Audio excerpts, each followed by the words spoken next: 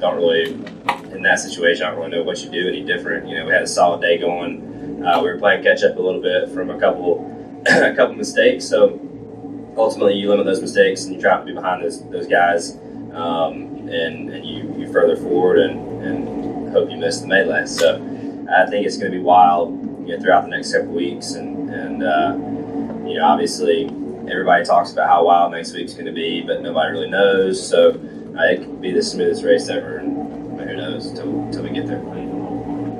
I mean, until you kind of get the race started, get going, I don't know. You know, I mean, I think there's the big thing I've noticed this year about the playoffs is it didn't seem like we had as many random winners throughout the season.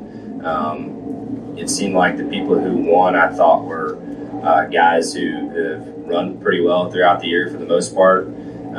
So your field of 16 to me is probably as strong as it's ever been since I've been doing this. You know, typically, you know, your first round is not too bad because those guys that, you know, might have not had a very good day going and had a weather delay, get them a victory or whatever, and get them in, you know, they were the first ones out typically.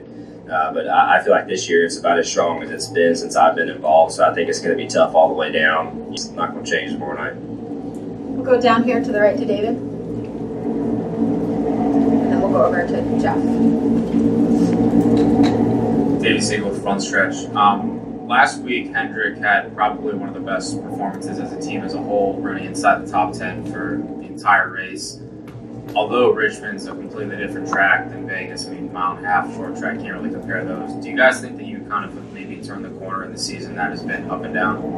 I hope so. I agree with you. I mean, I thought last week as a whole we were probably about as good as we've been all year, which was encouraging. I think that's good. That's only going to help all of us.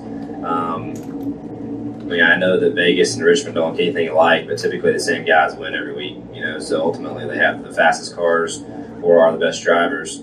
So, you know, in my mind, I'm thinking, I know they're not really very similar, but the same people run good everywhere. So I think if you made it a gain somewhere, it's probably going to show up here too. Come down here to Jeff. Jeff Buck from JeffBuck.com. So what's the mentality? I mean, you start the playoffs, you have a great car, and then it's something completely not of your own fault. How do you go through the week and try to keep a positive mindset now that you're in a hole after that? Yeah. I think for me, you know, just the lack of patience, you know, like when something like that happens on a Sunday and you're in these final 10, you know, we only have 9 races left, which is crazy. I feel like we just started, but I'm just ready to go again. Like I got in the plane to go home Sunday after the race, and the race was still going on, and I'm leaving. And I'm just like, man, I wish we were lining up to run Richmond now. Like, I don't want to wait a week to run. Like, I want to go now and try to fix it. Because ultimately that's all you can do is wait for the next race and go again. So, I mean, ultimately just try to fix the problem tomorrow night and try to get another sticker. Question in the back. Don Jeffrey, CSPN Media.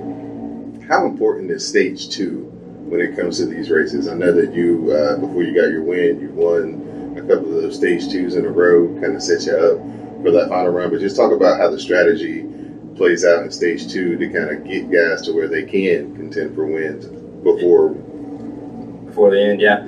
I mean, stage 2 is about as important as stage 1 and not as important as stage 3. So, you know, those stage points are important to get. I think that's a bit of a game that everybody's been playing throughout the year.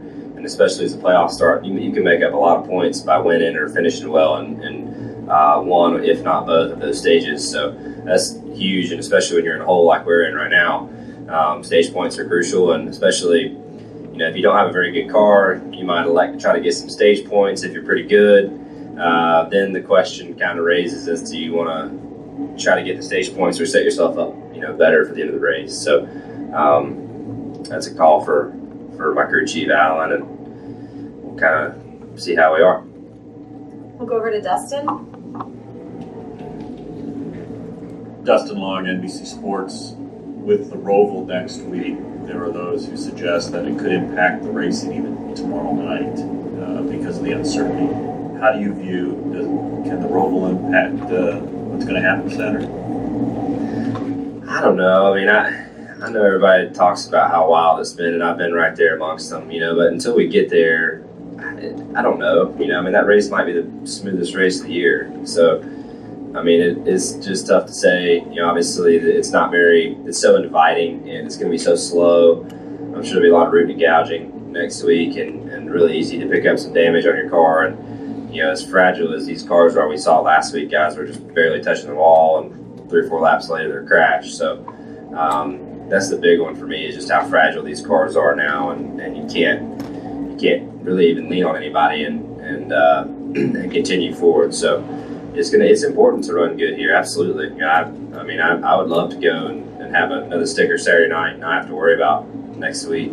But I think at the end of the day, I'm also encouraged by the road course races this year and how we ran, and it makes me pretty excited to go there next week, and I feel like we have a good shot too. So it depends on which side of the bed you wake up on.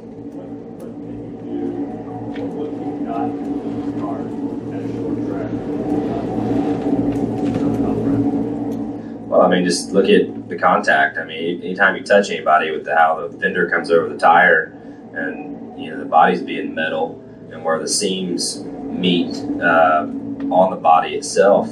I mean, they're just, you can touch somebody in the door, it's going to fold the fender in ever so slightly, and obviously we're all trying to get our cars as wide as possible for, you know, the tires are going to be right up against the fender. So, you know, you can't hardly touch anybody anywhere anymore, and it's unfortunate, but that's the world we live in.